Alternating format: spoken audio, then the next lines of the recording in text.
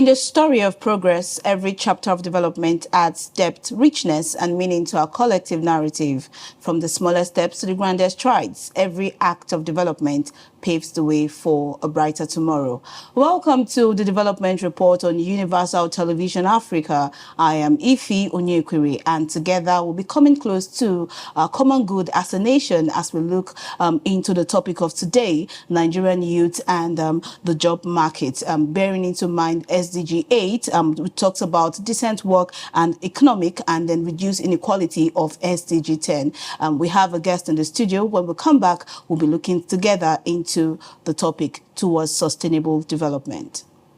In a world where challenges persist, we seek solutions for a sustainable tomorrow. The United Nations Sustainable Development Goals, SDGs, guides our path towards climate action to social justice as we build resilient communities. From embracing circular economies, to reducing carbon footprint, to promoting eco-innovation, to empowering marginalized communities and ensuring inclusive governance and human rights. Through integrated approaches, we are fostering transformative change. I am IFY, ONYEKWERE. Join me on the Development Report as we explore the intersection of sustainability on Universal Television Africa towards sustainable development.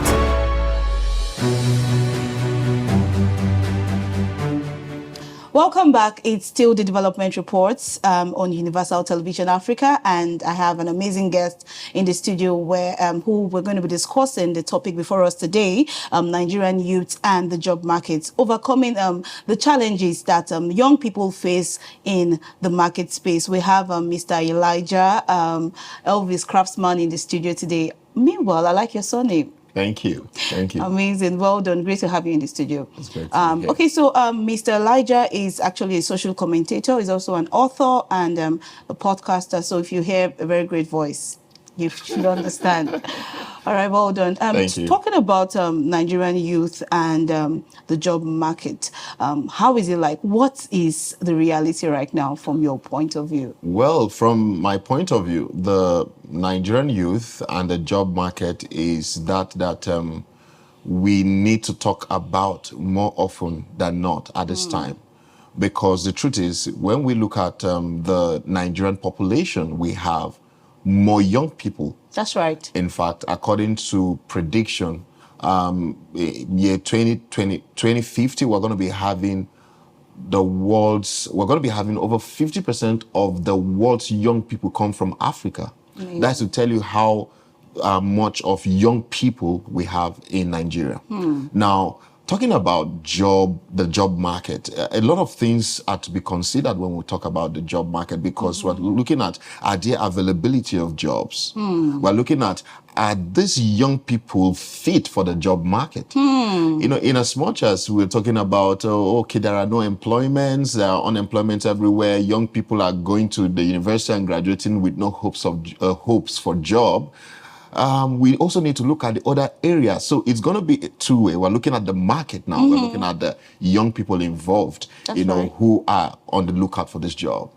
Now, talking about people going to the universities or schools or any other tertiary institution or place of learning, formal space of learning, and coming out, and we have issues of unemployment. Could we relate this to the nature of the things being studied in the school? Because if you look at the kind of jobs we have right now, most of these jobs were not there 15, 20 years back, but our curriculum seemed to be the same. How do you talk about well, the truth is, I understand your question. The truth is, we need a lot of work to do, as it has to do with the kind of curriculum that we still uphold in our tertiary institutions. In fact, not just our tertiary institutions, we need to change our syllabus. We need to change our curriculum from ground up. I'm talking about from primary school to secondary school to the university level, because we cannot continue to take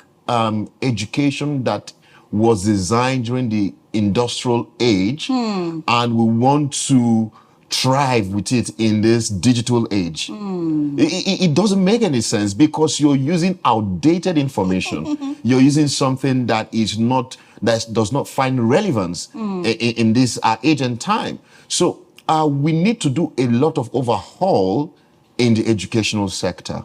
That way, we're going to be able to have, people graduate from school and they are fit for the job market. Because another problem we're having, in as much as we have the unemployment rate spiking up, we also have a problem of employability. A lot of young people are not employable. What do you think? I can tell you for a fact, because I've been a part of a session where we're trying to recruit people for our company and all of that. You would see that there was a time a senior friend of mine invited me. He wanted me to be in the panel where we're recruiting. Over 30 people who walked into the interview room, we struggled to pick one person out of the 30 persons. Wow. Now, and then a lot of Nigerian youths will say there are no jobs. The truth is, I understand that there is scarcity of jobs, but even much more, there is a scarcity of qualified people for the available jobs.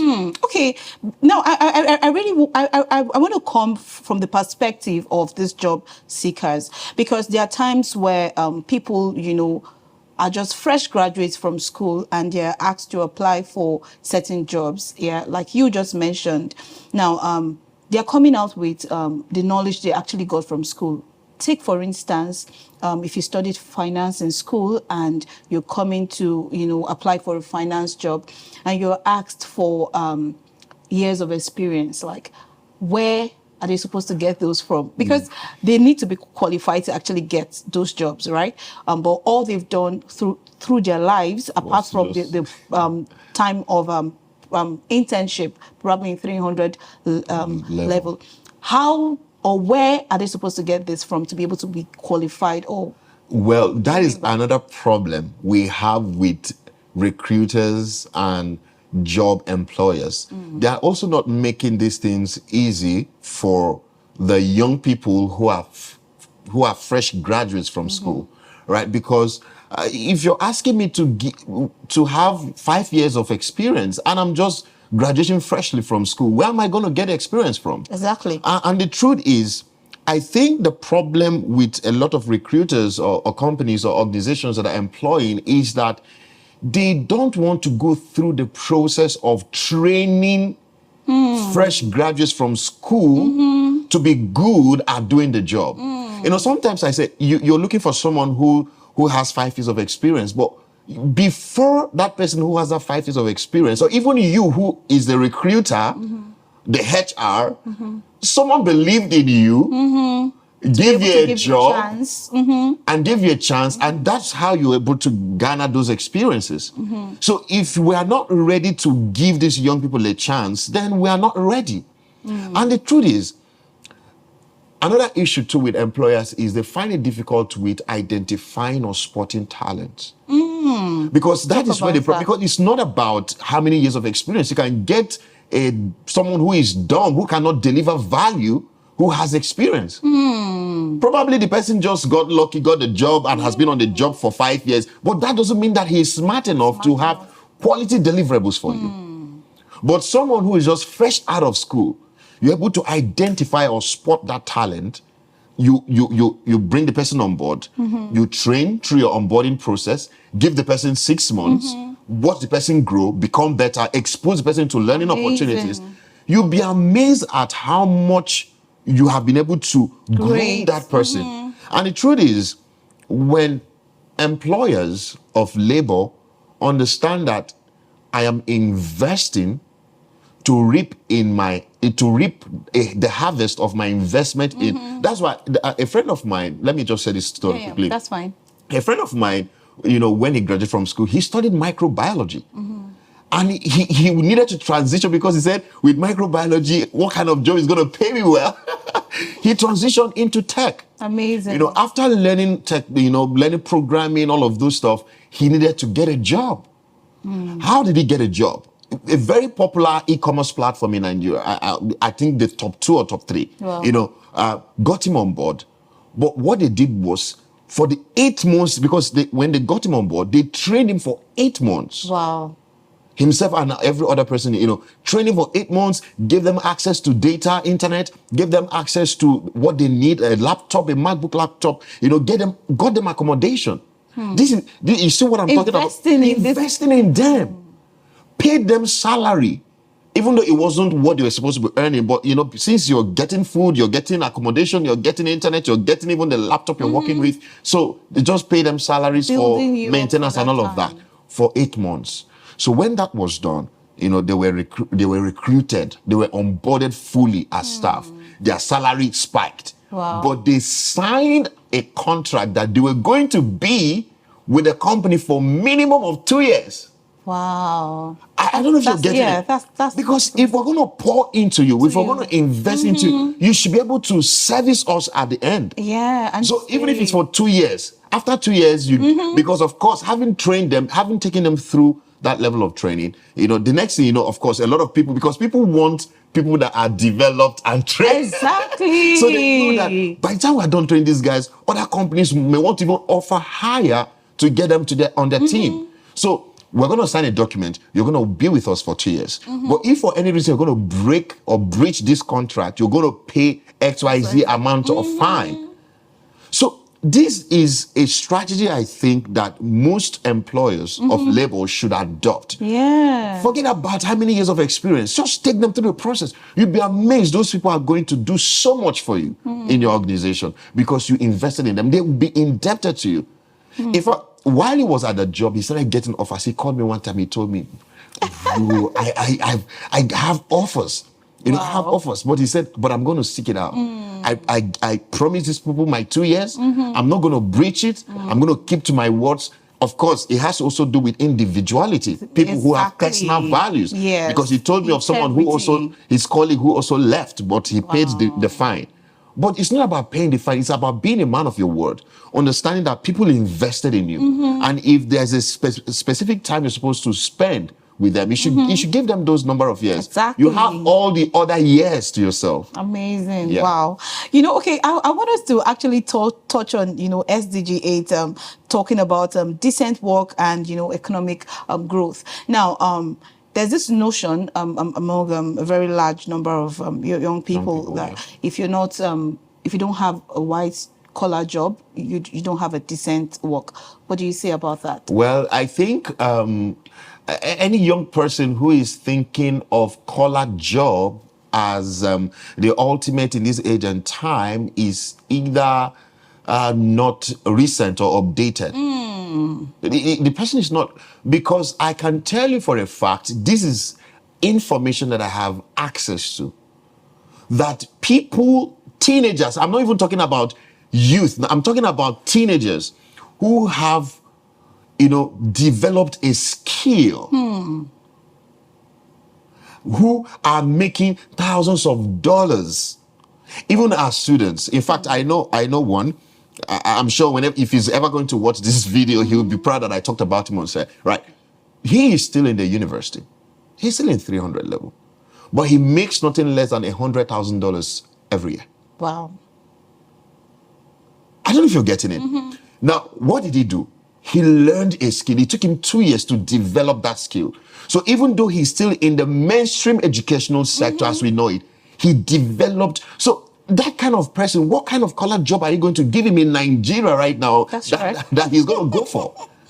Except he just want to take it. So every young people out there, stop thinking color job is good. If it's what you want to go for, I'm not discrediting it.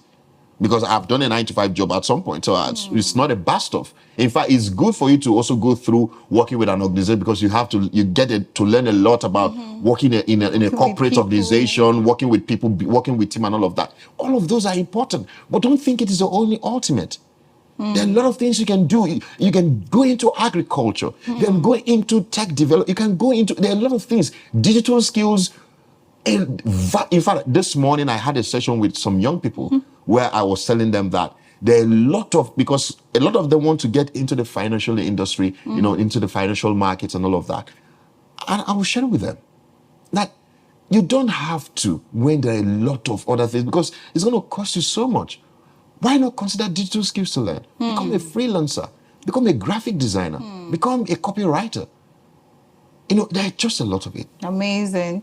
Really, really, really nice having this conversation. And we're going to go on a break now. We'll come back and we'll continue with this interesting discussion. We'll be right back. In a world where challenges persist, we seek solutions for a sustainable tomorrow. The United Nations Sustainable Development Goals (SDGs) guides our path towards climate action to social justice as we build resilient communities. From embracing circular economies to reducing carbon footprint to promoting eco-innovation to empowering marginalized communities and ensuring inclusive governance and human rights. Through integrated approaches, we are fostering transformative change. I am IFY ONYEKWERE. Join me on the Development Report as we explore the intersection of sustainability on Universal Television Africa towards sustainable development. Welcome back. It's still the Development Report on Universal Television Africa. I am IFY ONYEKWERE, and I have in the studio Elijah Elvis Craftman, who is a social commentator. He's also an author and a podcaster. We're discussing the issue of unemployment in Nigeria, and we've been having some very deep conversations. So I want us to go into the economic growth part of this. You know, when much youth are employed, what is, you know, what do we expect of the country? Because right now, there's the statistics says, you know, there are lots of unemployed youth and all like that. What is the implication to this, you know, for our economy, bearing the fact that you know, most of these people in this sector, the young people are, you know, in a large number.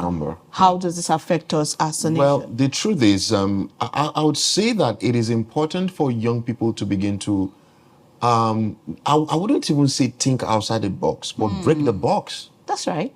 Because the truth is, we've been conditioned to certain limiting beliefs.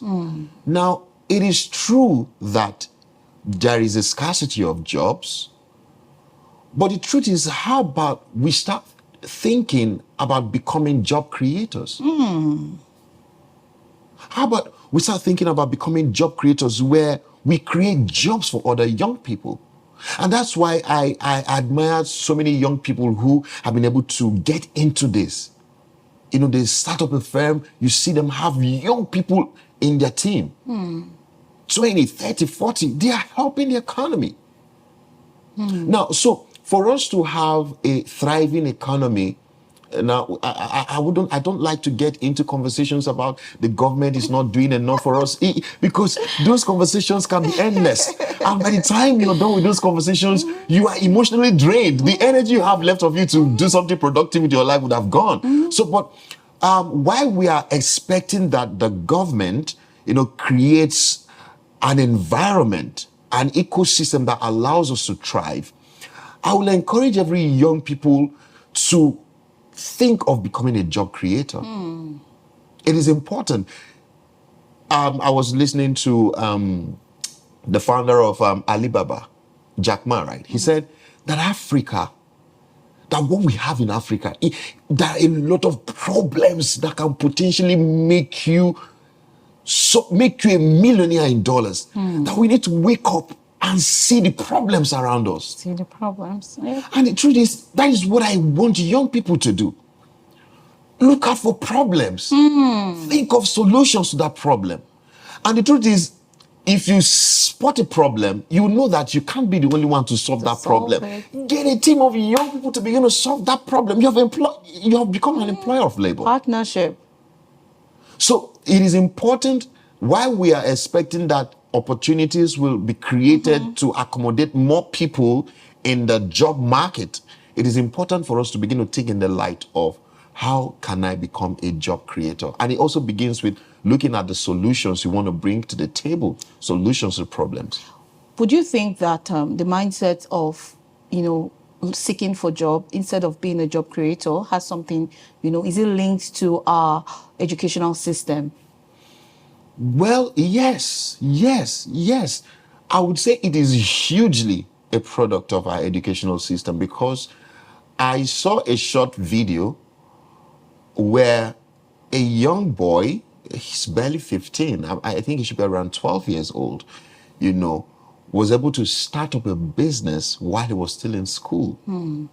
Now, that business was birthed as a product of their classroom lecture on entrepreneurship. Now, they built this business from school and exported it to the mainstream market, and it blew up. It blew up. Now, the truth is, the information you're exposed to will determine your mindset. That's right. So that's why we need to start incorporating entrepreneurship studies in our educational system, even from even if possible from primary school. You see in China, children know how to do robotics. They know how to do programming. They know how to solve real life problems. They know how to, this DIY, do it yourself kind of. Yeah. They know how to fix little stuff in their homes. So these are the things, these are the culture we need to imbibe in our educational sector. These are things we need to integrate into our educational sector so that it can help create a mindset of, even if you want to be an employer of labor, you are being employed in a system that of creators. I don't know if you get my point. Like, your colleague is creating something and he employs you to come and create. So you too, you are a creator, even though in a system that has been created. So we need to embody them. Even God himself, if I were to go religious, right? Even God himself is a creator, created us in his image.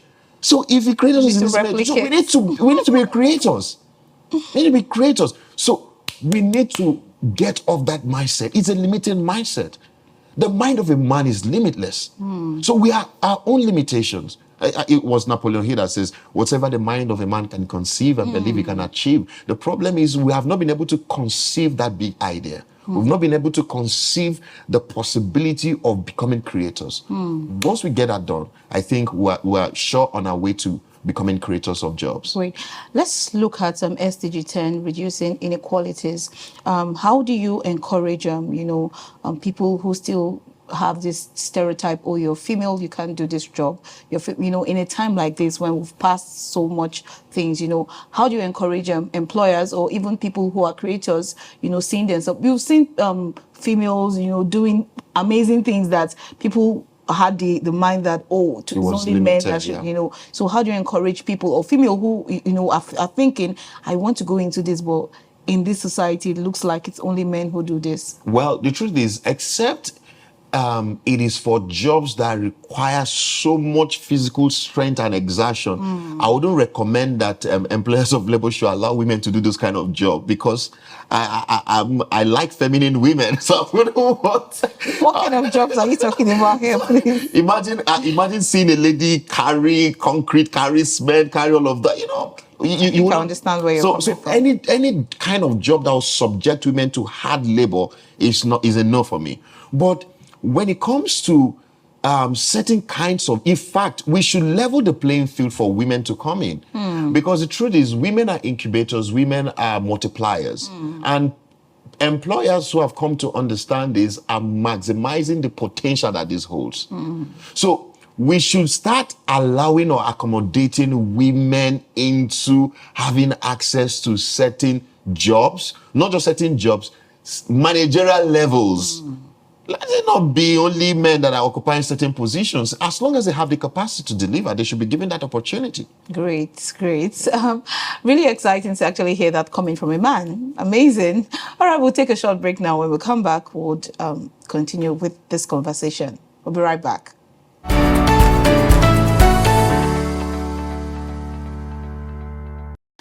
All right, welcome back. Thank you for staying with us through the beginning of this edition of the development report on Universal Television Africa. We're discussing Nigerian youth and the job market, and then we've been discussing insights on unemployment and some things that can be done better.